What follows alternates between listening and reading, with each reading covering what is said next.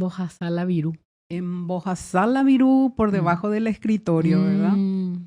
Entonces, bueno, es la conocida y ya institucionalizada coima. Sí.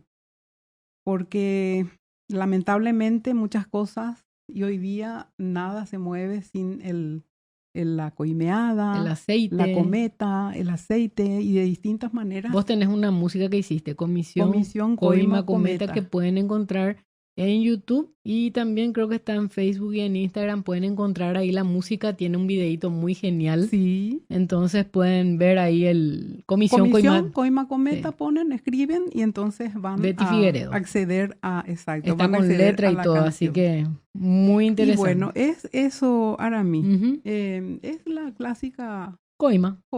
Perfecto. Bueno. Embojazalavirú. Embojazalavirú. Pasar la platita.